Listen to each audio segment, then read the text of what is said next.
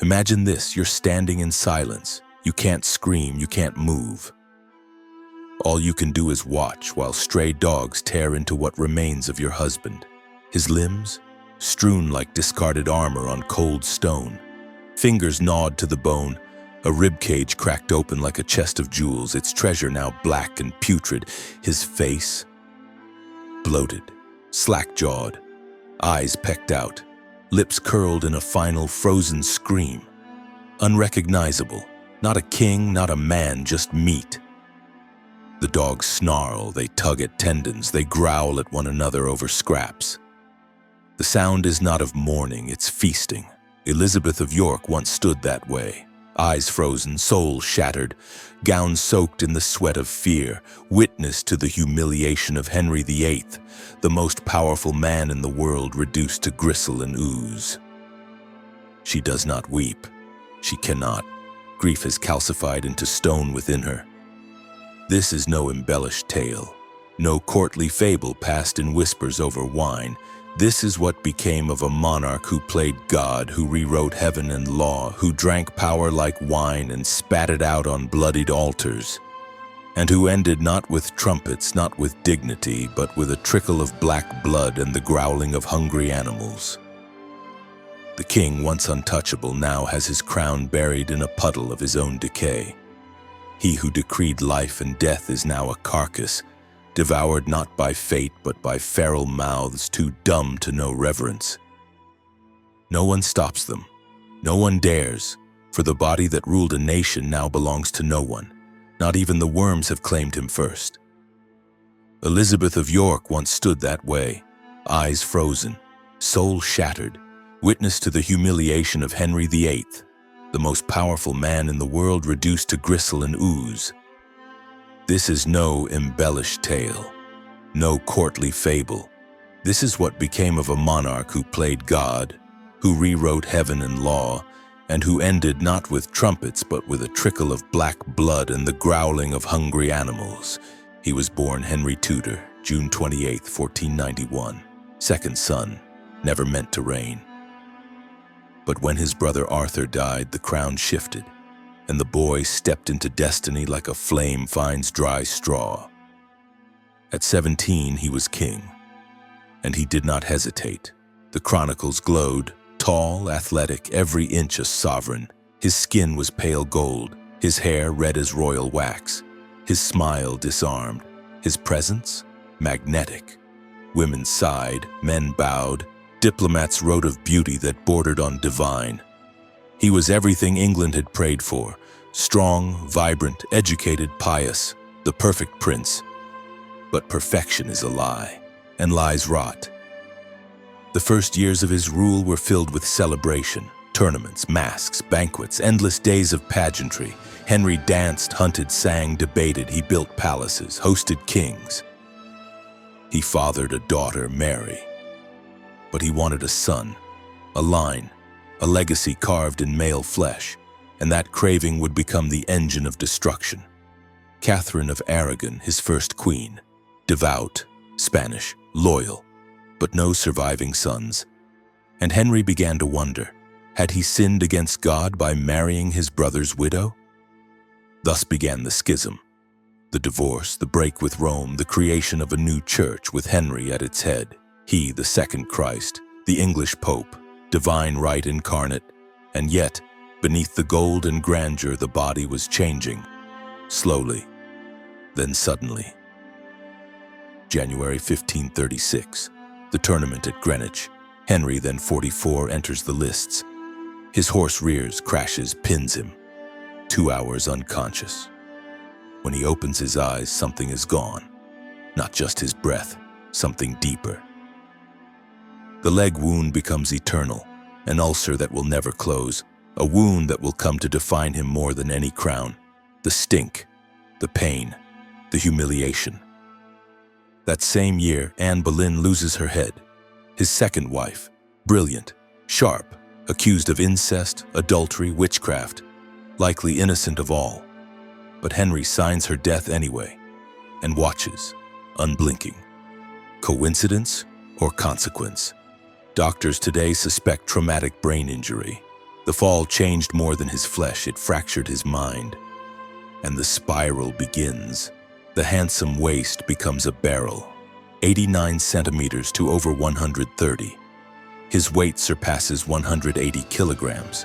He devours meat, wine, pie, 5,000 calories a day. He moves only with ropes and manpower. Pulleys hoist him. Palaces are remodeled to fit his girth. He is no longer a man.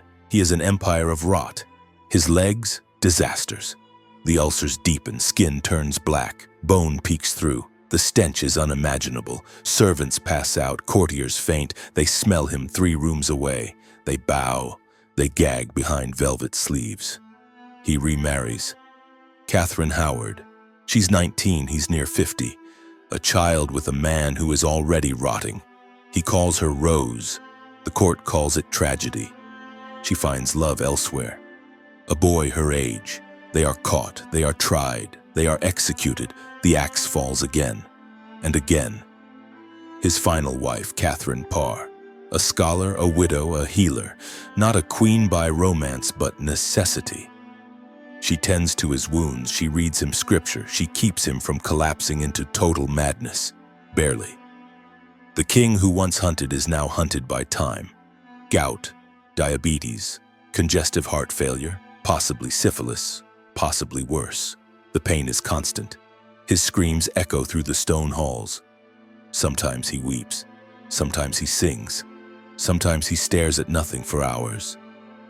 Even in sleep he does not rest. Paranoia blooms like mold. He fears poison. Every meal is tested. Knives are inspected. Every gaze is suspicious. Every whisper is treason. He signs death warrants like letters.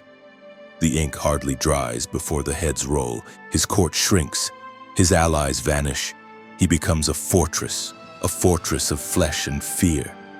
He sees ghosts in mirrors. His mother, his brother, the wives he destroyed, the children he never loved. In the silence of the night they whisper back. He roams the halls alone, or believes he does. His footsteps echo through tapestried corridors.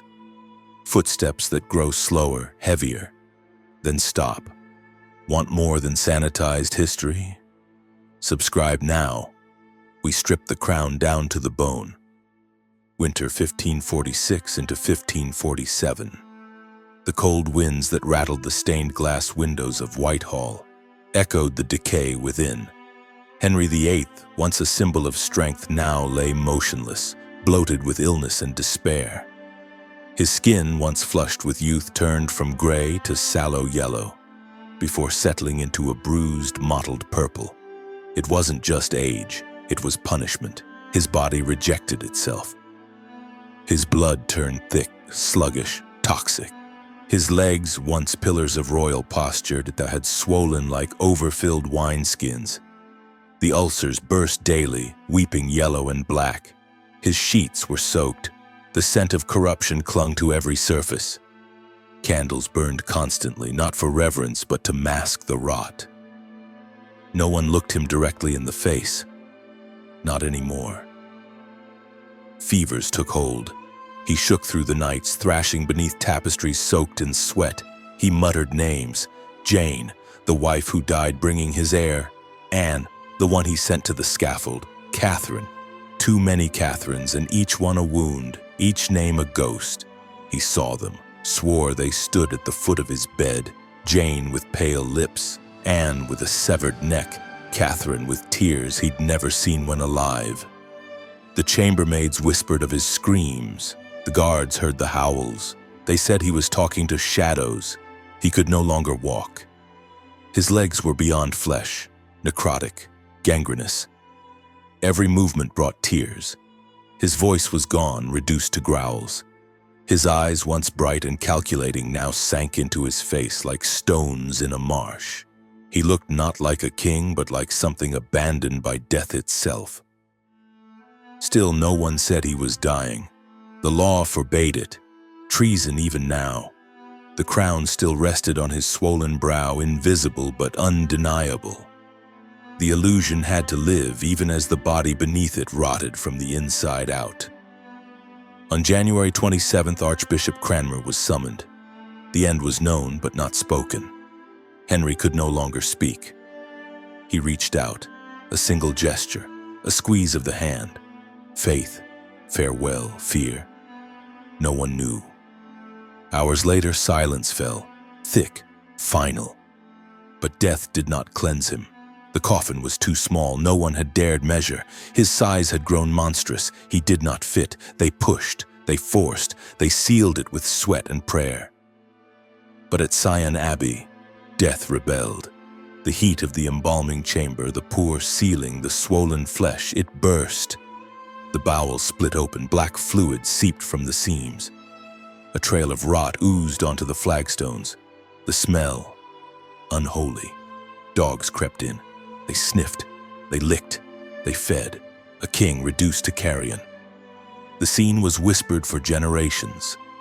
Here lies Henry, they said, the king who fed beasts in death as he had fed his vices in life. On February 16th, they buried him. Windsor Castle, St. George's Chapel, beside Jane Seymour, the only one who died with her honor intact. His son, Edward VI, would reign for 6 years. A boy king too fragile to last. Then Mary, then Elizabeth, daughter of Anne Boleyn, the ghost he beheaded. She would restore the kingdom, she would mask the scars. And Henry? He would become oil on canvas, a painting of strength, a myth of order, a lie. His real legacy lay in fragments, monasteries torn down, languages rewritten, blood trails from altar to block. He changed the nation's church. He defied the Pope. He tore wives from their beds and heads from their shoulders. He silenced enemies. He burned heretics. He watched cities fall in his name. But in the end, he could not stop the slow, cruel undoing of his own flesh. You want the truth of kings? It is not in chronicles. It is not in portraits. It is in blood, in rot, in silence. Look past the crown, past the titles, past the painted eyes. Look at the meat, at the marrow, at the man. Behind every throne is a coffin, behind every law a corpse, behind every king a reckoning. Henry VIII did not die as a king. He died as we all do, consumed, diminished, forgotten by the flesh he once ruled. The body always wins. And if you wish to hear more, if you're ready to stare into the rotting core of power, subscribe. We'll lead you deeper into the shadows where crowns crumble and the truth bleeds.